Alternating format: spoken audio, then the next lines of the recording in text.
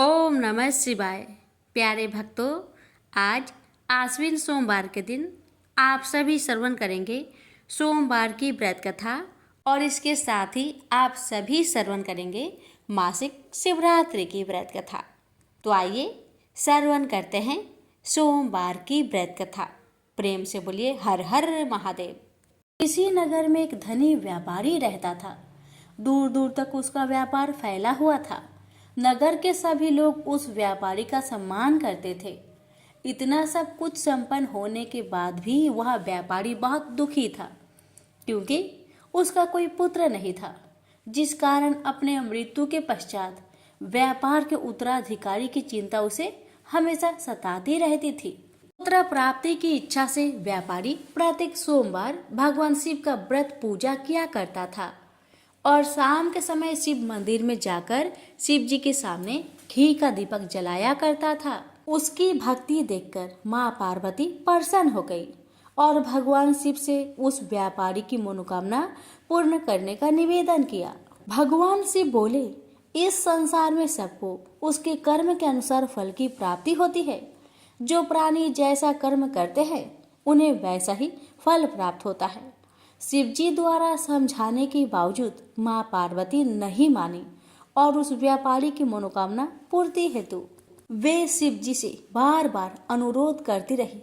अंततः माता के आग्रह को देखकर भगवान भोलेनाथ को उस व्यापारी को पुत्र प्राप्ति का वरदान देना पड़ा। वरदान देने के पश्चात भोलेनाथ माँ पार्वती से बोले, आपके आग्रह पर मैंने पुत्र प्राप्ति का वरदान तो दे दिया, परंतु इसका यह पुत्र 16 वर्ष से अधिक समय तक जीवित नहीं रहेगा। उसी रात भगवान शिव उस व्यापारी के सपने में आए और उसे पुत्र प्राप्ति का वरदान दिया और उसके पुत्र की 16 वर्ष तक जीवित रहने की भी बात बताई। भगवान के वरदान से व्यापारी को खुशी तो हुई, लेकिन पुत्र की अल्पायु की चिंता ने उस खुशी को नष्ट कर दिया। व्यापारी पहले की तरह सोमवार के दिन भगवान शिव का विधिवत व्रत करता रहा।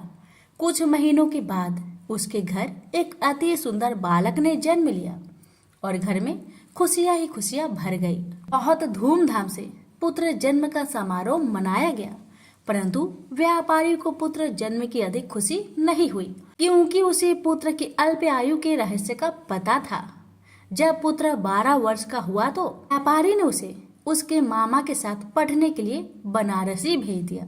लड़का अपने मामा के साथ शिक्षा प्राप्त हेतु चल दिया। रास्ते में जहाँ भी मामा भांजे विश्राम हेतु रुकते, वहीं यज्ञ करते और ब्राह्मणों को भोजन कराते। लंबी यात्रा के बाद मामा भांजे एक नगर में पहुँचे। उस दिन नगर के राजा की कन्या का विवाह था, जिस कारण पूरे नगर को सजाया गया था। निश्चित समय पर बारात आ गई, लेकिन वर का पिता अपने बेटे के एक आंख से काने होने के कारण बहुत चिंतित था। उसे भय था कि इस बात का पता चलने पर कहीं राजा विवाह से इनकार न कर दे, इससे उसकी बदनामी भी होगी। जब वर के पिता ने व्यापारी के पुत्र को देखा तो उसके मस्तिष्क में एक विचार आया। उसने सोचा, क्यों ना इस लड़के को दुल्हा बनाकर राजकुमारी से विवाह करा दूं। विवाह के बाद इसको धन देकर विदा कर दूंगा और राजकुमारी को अपने नगर ले जाऊंगा। वर के पिता ने लड़के के मामा से इस संबंध में बात की। मामा ने धन मिलने की लालच में वर के पिता की बात को स्वीकार कर ली। लड़के को दूल्हे का वस्त्र पहनाकर राजकुमारी से विवाह कर दिया गया। राजा ने बहुत सारा धन देकर राजकुमारी को विदा किया। शादी के बाद लड़का जब राजकुमारी के साथ लौट रहा था तो वह सच नहीं छिपा सका और उसने राजकुमारी की ओढ़नी पर लिख दिया, राजकुमारी, तुम्हारा विवाह मेरे साथ हुआ था। मैं तो बनारसी पढ़ने के लिए जा रहा हूँ और अब तुम्हें जिस नवयुवक की पत्नी बनना पड़ेगा वह कान्हा है। जब राजकुमारी ने अपनी ओढ़नी पर लिखा हुआ पढ़ा तो उसने कान्हे लड़के के साथ जाने से इनकार कर दिया। राजा को जब ये सब बातें पता लगी तो उसने राजकुमारी को महल में ही रख लिया। उधर लड़का अपने मामा के साथ बनारसी पहुंच गया और गुरुकुल में पढ़ना शुरू कर दिया। जब उसकी आयु 16 वर्ष की हुई तो उसने यज्ञ किया। यज्ञ की समाप्ति पर ब्राह्मणों को भोजन करवाया और खूब अन्य वस्त्र दान किए। रात को वह अपने शयन कक्ष में सो गया। शिव के वरदान के अनुसार शयन अवस्था में ही उसके प्राण पेखरू उड़ गए। सूर्योदय पर मामा मृत भांजे को देखकर रोने पिटने लगा। आसपास के लोग भी एकत्र होकर दुख प्रकट करने लगे। लड़के के मामा के रोने विलाप करने के स्वर समीप से गुजरते हुए भगवान शिव और माता पार्वती ने भी सुने। माता पार्वती ने भगवान से कहा, प्राणनाथ, मुझे इसके रोने का स्वर सहन नहीं हो रहे, आप इस व्यक्ति के कष्ट को अवश्य दूर करें। भगवान शिव ने माता पार्वती के साथ अदृश्य रूप में समीप जाकर देखा तो भोलेनाथ माता पार्वती से बोले, यह तो उसी व्यापारी का पुत्र है जिसे मैंने 16 वर्ष की आयु का वरदान दिया था। इसकी आयु पूरी हो गई है। माँ पार्वती ने फिर भगवान शिव से निवेदन कर उस बालक को जीवन देने का आग्रह किया। माता पार्वती के आग्रह पर भगवान शिव ने उस लड़के को जीवित होने का वरदान दिया और कुछ ही पल में वह जीवित होकर उठ बैठा। शिक्षा समाप्त करके लड़का मामा के साथ अपने नगर की ओर चल दिया। दोनों चलते हुए उसी नगर में पहुंचे जहां उसका विवाह हुआ था। उस नगर में भी यज्ञ का आयोजन किया। समीप से गुजरते हुए नगर के राजा ने यज्ञ का आयोजन देखा और उसने तुरंत ही लड़के और उसके मामा को पहचान लिया। यज्ञ के समाप्त होने पर राजा मामा और लड़के को महल में ले गया और कुछ दिन उन्हें महल में रखकर बहुत सा धन वस्त्र आदि देकर राजकुमारी के साथ विदा कर दिया। इधर भूखे प्यासे रहकर व्यापारी और उसकी पत्नी बेटे की प्रतीक्षा कर रहे थे। उन्होंने प्रतिज्ञा कर रखी थी कि यदि उन्हें अपने बेटे की मृत्यु का समाचार मिला तो दोनों अपने प्राण त्याग देंगे। परंतु जैसे ही उसने बेटे के जीवित वापस लौटने का समाचार सुना तो वह बहुत परेशान हुआ। वह अपनी पत्नी और मित्रों के साथ नगर के द्वार पर पहुंचा। अपने बेटे के विवाह का समाचार सुनकर पुत्र वधू राजकुमारी को देखकर उसकी खुशी का ठिकाना न रहा। उसी रात भगवान शिव ने व्यापारी को सपने में आकर कहा, हे श्रेष्ठी, मैंने तेरे सोमवार व्रत करने और व्रत कथा सुनने से प्रसन्न होकर तेरे पुत्र को लंबी आयु प्रदान की है। पुत्र की लंबी आयु जानकर व्यापारी बहुत प्रसन्न हुआ। शिव भक्त होने तथा सोमवार का व्रत करने से व्यापारी की सभी मनोकामनाएं पूर्ण हुई। इसी प्रकार जो भक्त सोमवार का विधिवत व्रत करते हैं और व्रत कथा सुनते हैं उनकी सभी इच्छाएं पूरी होती है। हमसे बोलिए उमापति शंकर भगवान की जय। श्रवण करेंगे शिव चालीसा। जय गणेश गिरिजा सोवन मंगल मूल सुजान, कहत अयोध्या दास तुम देहु अभय वरदान। जय गिरिजापति दीन दयाला सदा करत संतन प्रतिपाला, भाल चंद्रमा सोहत नीके कानन कुंडल नाग फनीके। अंग गौर सिर गंग बहाए, मुंड माल तन छार लगाए, वस्त्र खाल बाघंबर सोहे, छवि को देखी नाग मन मोहे। मैना मातु की हवी दुलारी, वाम अंग सोहत छवि न्यारी, कर त्रिशूल सोहत छवि भारी, करत सदा शत्रुन क्षयकारी। नंदी गणेश सोहे तह कैसे, सागर मध्य कमल है जैसे। कार्तिक श्याम और गणराव या छवि को कहे जात न काऊ। देवन जब ही जय पुकारा, तब ही दुख प्रभु आप निवारा। किया उपद्रव तारक भारी, देवन सब मिली तुम ही जुहारी। तुरंत सडानन आप पठायो, लमनी मेष महामारी गिराओ। आप जलंधर असुर संहारा, सूयस तुम्हार विदित संसारा। त्रिपुरासुर सन युद्ध मचाई, सब ही कृपा कर लीन बजाई। किया तप ही भगीरथ भारी, पूरब प्रतिज्ञा तासु पुरारी। दानिन मह तुम सम कोई नाही, सेवक स्तुति करत सदाही। वेद नाम महिमा तव गाई, अकथ अनादि भेद नहीं पाई। पर कट्टी उधती मंथन में ज्वाला, जरत सुरासुर भय विहाला। किन्ही दया तह करि सहाय, नीलकंठ तब नाम कहाई।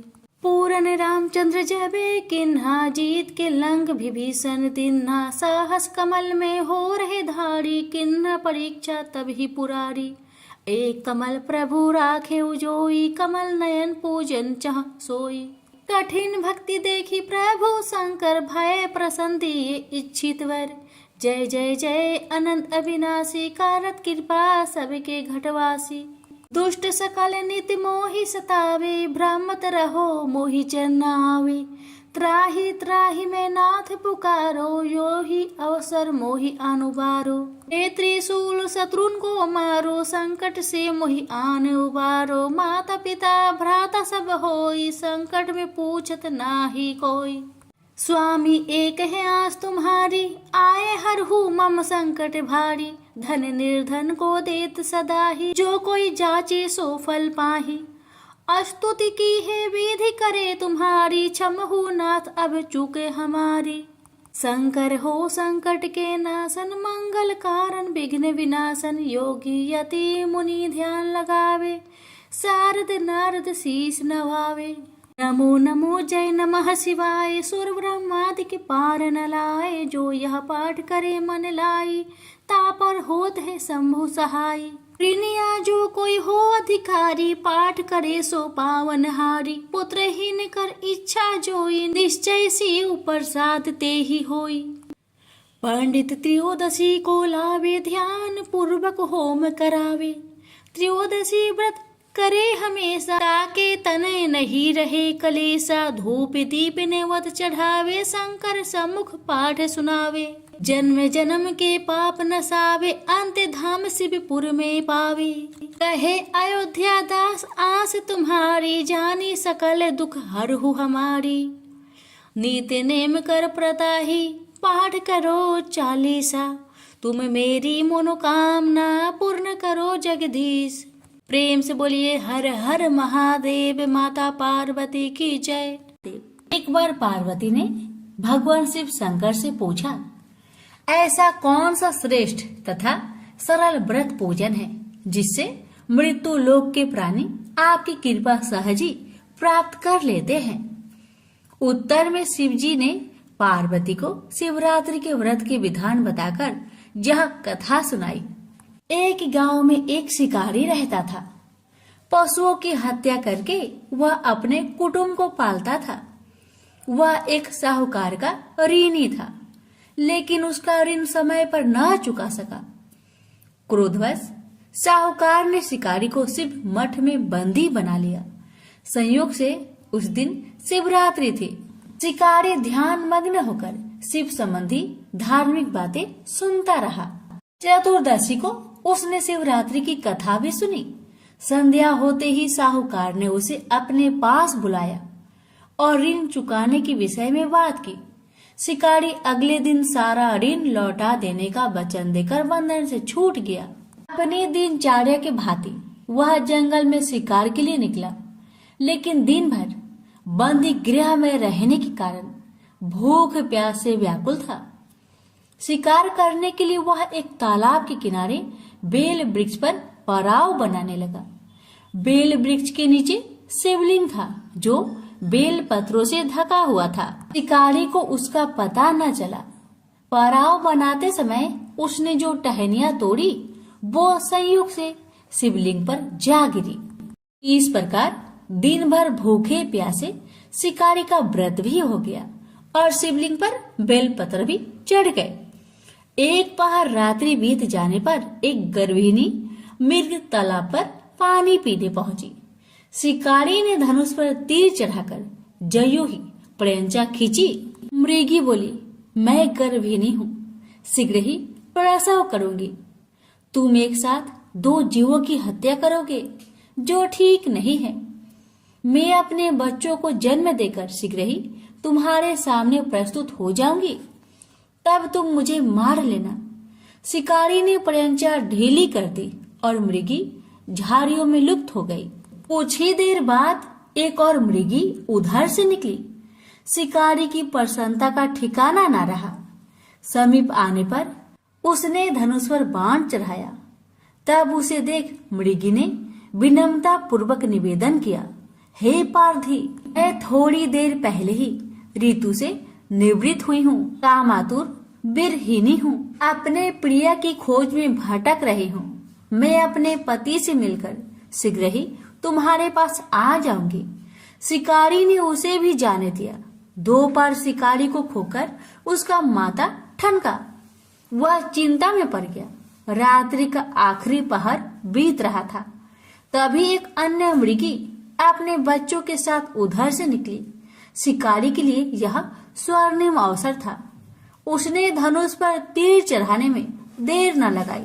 वह तीर छोड़ने ही वाला था कि मृगी बोली, हे पारधी, मैं इन बच्चों को पिता के हवाले करके लौट आऊंगी। इस समय मुझे मत मार।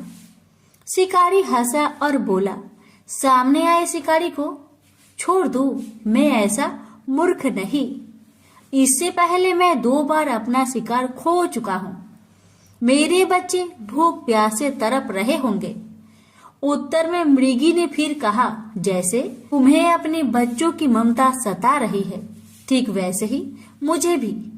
इसलिए सिर्फ बच्चों के नाम पर मैं थोड़ी देर के लिए जीवन दान मांग रही हूँ। हे पारधी, मेरा विश्वास कर, मैं इन्हें इनके पिता के पास छोड़कर तुरंत लौटने की प्रतिज्ञा करती हूँ। मृगी का दिन स्वर सुनकर शिकारी को उस पर दया आ गई। उसने उस मृगी को भी जाने दिया। शिकार के अभाव में बेल वृक्ष पर बैठा शिकारी बेल पत्र तोड़ तोड़ कर नीचे फेंकते जा रहा था। पाँव फटने को हुई तो एक हष्ट पुष्ट मृग उसी रास्ते पर आया। शिकारी ने सोच लिया कि इसका शिकार वह अवश्य करेगा। शिकारी ने तनी प्रयंचा देखकर मृग विनीत स्वर में बोला, हे पारधी भाई, यदि तुमने मुझसे पूर्व आने वाली 3 मृगियों तथा छोटी छोटी बच्चों को मार डाला है तो मुझे भी मारने में विलंब ना करो, ताकि उनके वियोग में मुझे एक क्षण भी दुख सहना ना पड़े। मैं उन मृगियों का पति हूँ। यदि तुमने उन्हें जीवन दान दिया है तो मुझे भी कुछ क्षण जीवन दान देने की कृपा करो। मैं उनसे मिलकर तुम्हारे सामने उपस्थित हो जाऊंगा। मृग की बात सुनते ही शिकारी के सामने पूरी रात की घटना चक्र घूम गया। उसने सारी कथा मृग को सुना दी। मृग ने कहा, मेरी 3 पत्नियां जिस प्रकार प्रतिज्ञाबद्ध होकर गई हैं, मेरी मृत्यु से अपने धर्म का पालन नहीं कर पाएगी। अतः जैसे तुमने उन्हें विश्वास पात्र मानकर छोड़ा है, वैसे ही मुझे भी जाने दो। मैं उन सबके साथ तुम्हारे सामने शीघ्र ही उपस्थित होता हूँ। उपवास, रात्रि जागरण तथा शिवलिंग पर बेल पत्र चढ़ने से शिकारी का हिंसक हृदय कोमल हो गया था। उसमें भगवत शक्ति का वास हो गया था। धनुष तथा बाण उसके हाथ से सहज ही छूट गए। भगवान शिव की अनुकंपा से उसका हिंसक हृदय कारुणिक भावों से भर गया। वह अपने अतीत कर्मों को याद करके पश्चाताप की ज्वाला में जलने लगा। थोड़ी ही देर बाद मृग सपरिवार शिकारी के समक्ष उपस्थित हो गया ताकि वह उनका शिकार कर सके। किंतु जंगली पशुओं की ऐसी सत्यता, स्वाभाविकता एवं सामूहिक प्रेम भावना देखकर शिकारी को बड़ी गलानी हुई। उसके नेत्र से आंसुओं की झड़ी लग गई। उस मृग परिवार को न मारकर शिकारी ने अपने कठोर हृदय को जीव हिंसा से हटा सदा के लिए कोमल एवं दयालु बना लिया। देवलोक में समस्त देव समाज भी इस घटना को देख रहा था। घटना का परिणति होते ही देवी देवताओं ने पुष्प वर्षा की। अब शिकारी तथा मृग परिवार मोक्ष को प्राप्त हुआ। तो प्रेम से बोलिए, हर हर महादेव, माता पार्वती की जय। गणेश जी की खीर वाली कहानी। एक बार गणेश जी ने पृथ्वी के मनुष्य की परीक्षा लेने का विचार किया। वे अपना रूप बदलकर पृथ्वी पर भ्रमण करने लगे। उन्होंने एक बालक का रूप बना लिया। एक हाथ में एक चम्मच में दूध ले लिया और दूसरे हाथ में एक चुटकी चावल ले लिए और गली गली घूमने लगे। साथ ही साथ आवाज लगाते चल रहे थे, कोई मेरे लिए खीर बना दे, कोई मेरे लिए खीर बना दे। कोई भी उन पर ध्यान नहीं दे रहा था। बल्कि लोग उन पर हंस रहे थे। वे लगातार एक गांव के बाद दूसरे गांव इसी तरह चक्कर लगाते हुए पुकारते रहे, पर कोई खीर बनाने के लिए तैयार नहीं था। सुबह से शाम हो गई, गणेश जी लगातार घूमते रहे। एक बुढ़िया थी, शाम के वक्त अपनी झोपड़ी के बाहर बैठी हुई थी। तभी गणेश जी वहां से पुकारते हुए निकले कि कोई मेरी खीर बना दे, कोई मेरी खीर बना दे। बुढ़िया बहुत कोमल हृदय वाली स्त्री थी। उसने कहा, बेटा मैं तेरी खीर बना देती हूँ। गणेश जी ने कहा, माई अपने घर में से दूध और चावल लेने के लिए बर्तन ले आओ। बुढ़िया एक कटोरी लेकर जब झोपड़ी के बाहर आई तो गणेश जी ने कहा, अपने घर का सबसे बड़ा बर्तन लेकर आओ। बुढ़िया को थोड़ी झुलझुलाहट हुई, पर उसने कहा, चलो बच्चे का मन रख लेती हूँ, और अंदर जाकर वह अपने घर का सबसे बड़ा पतीला लेकर बाहर आई। गणेश जी ने चम्मच से पतीले में दूध उड़ेलना शुरू किया। तब बुढ़िया के आश्चर्य की सीमा ना रही। जब उसने देखा दूध से पूरा पतीला भर गया है, एक के बाद एक वह बर्तन झोपड़ी से बाहर लाती गई और उसमें गणेश जी दूध भरते चले गए। इस तरह से घर के सारे बर्तन दूध से लबालब भर गए। गणेश भगवान ने बुढ़िया से कहा, मैं स्नान करके आता हूँ, तब तक तुम खीर बना लो, मैं वापस आकर खाऊंगा। बुढ़िया ने पूछा, मैं इतनी सारी खीर का क्या करूंगी? इस पर गणपति जी बोले, सारे गांव को दावत दे दो। बुढ़िया ने बड़े प्यार से मन लगाकर खीर बनाई। खीर की भीनी भीनी मीठी मीठी खुशबू चारों दिशाओं में फैल गई। खीर बनाने के बाद वह हर घर में जाकर खीर खाने का न्योता देने लगी। लोग उस पर हंस रहे थे। बुढ़िया के घर में खाने को दाना नहीं और यह सारे गांव को खीर खाने की दावत दे रही है। लोगों को कौतूहल हुआ और खीर की खुशबू से लोग खींचे चले आए। लो, सारा गांव बुढ़िया घर में इकट्ठा हो गया। जब बुढ़िया की बहू को दावत की बात मालूम हुई, तब वह सबसे पहले वहां पहुंच गई। उसने खीर से भरे पतीलों को जब देखा तो उसके मुंह में पानी आ गया। उसे बड़ी जोर से भूख लगी हुई थी। उसने एक कटोरी खीर निकाली और दरवाजे के पीछे बैठकर खाने को तैयार करने लगी। इसी बीच एक छींटा गिर गया और गणपति जी का भोग लग गया और वो प्रसन्न हो गए। अब पूरे गांव को खाने की दावत देकर बुढ़िया वापस अपने घर आई। उसने देखा बालक वापस आ गया था। बुढ़िया ने कहा, बेटा खीर तैयार है, भोग लगा लो। गणपति जी बोले, माँ भोग तो लग चुका है, मेरा पेट पूरी तरह से भर गया है, मैं तृप्त हूँ, अब तू खा, अपने परिवार और गांव वालों को खिला। बुढ़िया ने कहा, यह तो बहुत ज्यादा है, सबका पेट भर जाएगा, इसके बाद भी यह बच जाएगी। उस बची खीर का मैं क्या करूंगी? इस पर गणेश जी बोले, उस बची खीर को रात में अपने घर के चारों कोनों में रख देना। और बुढ़िया ने ऐसा ही किया। जब सारा गांव जी भरकर खा चुका, तभी ढेर सारी खीर बच गई। उसने उसके पत्र को अपने घर के चारों तरफ रख दिया। वहां उठकर उसने क्या देखा? पतीले में खीर के स्थान पर हीरे, जवाहरात और मोती भर गए हैं। बहुत खुश हुई। उसकी सारी दरिद्रता दूर हो गई। वह आराम से रहने लगी। उसने गणपति जी का एक भव्य मंदिर बनवाया और साथ में एक बड़ा सा तालाब भी खुदवाया। इस तरह उसका नाम दूर दूर तक प्रसिद्ध हो गया। उस जगह वार्षिक मेले लगने लगे। लोग गणेश जी की कृपा प्राप्त करने के लिए उस स्थान पर पूजा करने और मान्यताएं मानने के लिए आने लगे। गणेश जी सबकी मनोकामनाएं को पूरी करने लगे। प्रेम से बोलिए गणेश भगवान की जय।